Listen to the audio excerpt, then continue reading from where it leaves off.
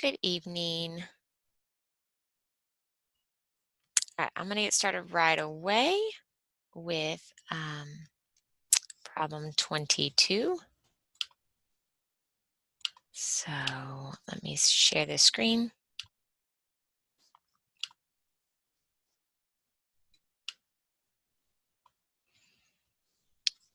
Okay, so here we have problem 22b, number 13.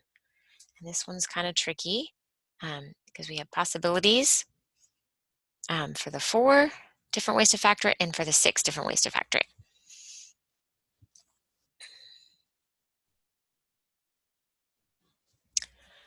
Okay, so the way that we've started looking at them as we need to factor this 4 and we have 2 choices. It could be 4 and 1, or it could be 2 and 2. And then on the 6, we have 2 ways that we could factor it. It could be 6 and 1, or it could be 2 and 3. So whatever choices we make, we have to add up to 14. So I'm just going to give something a try.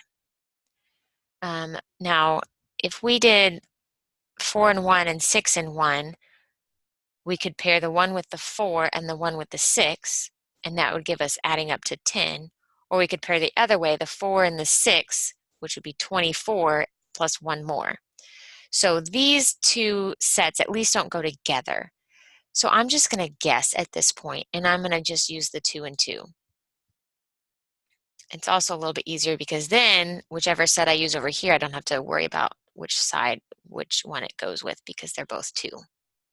So I'm just going to guess. I might be wrong. I really haven't worked this problem out ahead of time, so I might be wrong. Okay, let's see. If I use the 2 and 3, it doesn't matter where I put them, the 2 and the 3. Now, we're going to do outside and inside and see if they add up. So outside would be 6x, and the inside would be 4x. Well, 6 and 4 only adds to 10. So I was wrong. Okay, let's go ahead and try a 2x again. Now remember, I could do a 4 and 1 and maybe pair it with the 2 and 3. I don't really know. I'm just guessing. Okay, so if we do the 2 and 2, we've already tried 2 and 3 for the 6, and that didn't work. So I'm going to put the 6 and the 1 in. So a 6 here and a 1 here. Now I'm going to do my OI of my FOIL. So I have 2x, and then I have plus 6 times 2 is 12x. 2 and 12 does add up to 14x. So this is the one that I want to use. All right, so even when a teacher does it, we got to do it more than once sometimes. There's just not a super trick to doing these. So just kind of got to go with it and see what you figure out. Let me look for another one to do. Maybe number 16 on 22b also, because it's another one that has a lot of choices. Okay, so the problem is 4x squared plus 23x plus 15. Okay, so we're going to use, all right, what can 4 be? Well, the same as above. It could be 4 and 1, or it could be 2 and 2. 15 could be 15 and 1, or it could be 3 and 5. So sometimes I like to just start with these 1s and just see. If I paired the 4 with the 1 and the 15 with the 1, 4 plus 15 would be 19. So that's not it. If I paired the 15 with the 4, we'd be multiplying that and be 60. So it's too high. So if I want to leave out the parentheses, I can just start going, you know, these 2 with these 2, how would they pair up and add together?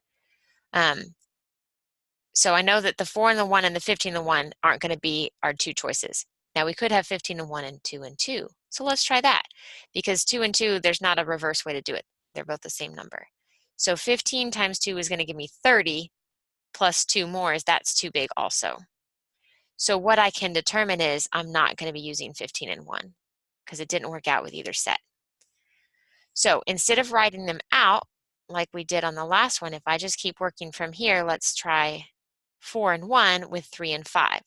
So the first way I could pair it is 4 times 3 would give me 12 plus 5 times 1, which would give me 5. So 12 and 5 is 17, so that's not it.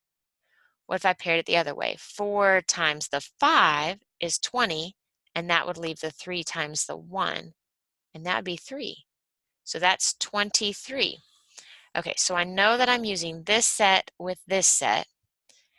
Now as I write it out, I may have to think about it again to put things in the right place. So I'm going to just put the first ones in, 4x plus something, and then the 1x, so just x plus something. Now how did I pair the 3 and the 5? I wanted to multiply to get 20 plus 3. So if I want 20, I have to put the 4 where it will multiply with the 5. So looking above, we have our OI. It would be this one and this one multiplied together, and then the insides multiplied together. So if I want to get 20, I have to do 4 times 5. So the 5 can go here, and then the 3 will go here. So let's double check all of that. So our first one is 4x and x, so that's 4x squared. Our outside is 5 times 4x, so that's 20x. Our inside is 3 times x, so that's 3x. And then our last ones are 4 times 5, which is 15. Once I add these two together, I get 23x. And so our final answer matches what we started with. So hopefully as you're working these out, you're kind of getting the hang of this. Let me scroll down and see if I can't maybe draw out what you're going to be looking for and doing every time.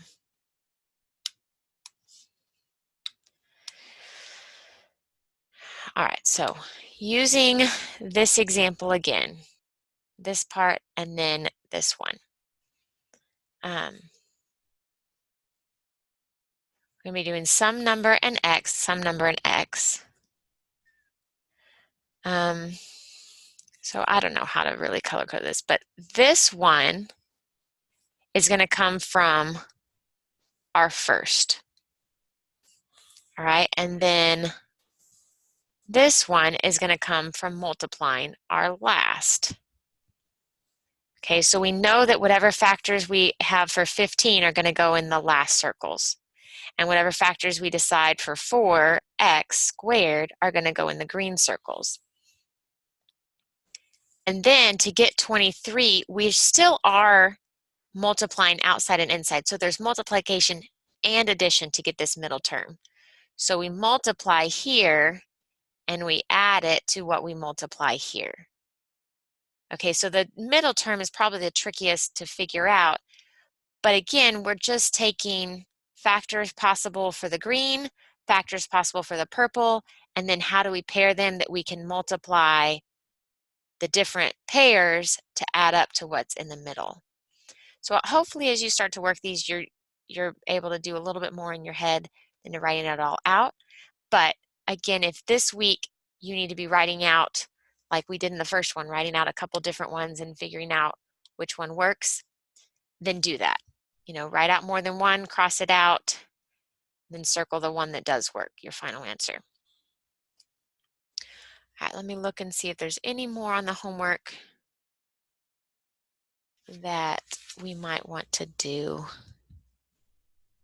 Let's just do one more.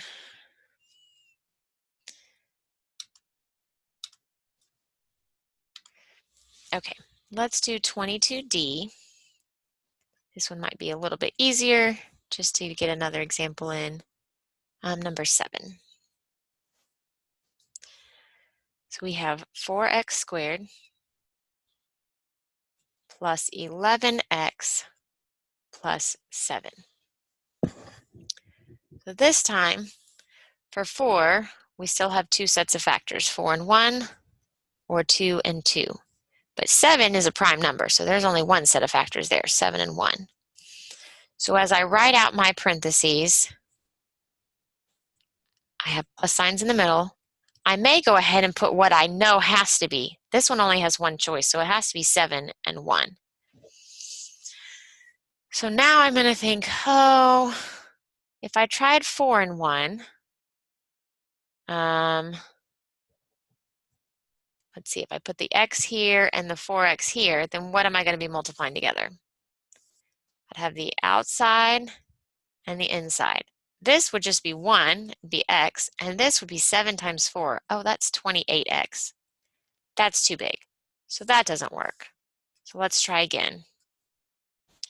I know I have to have 7 and 1. Those are my only choices for that.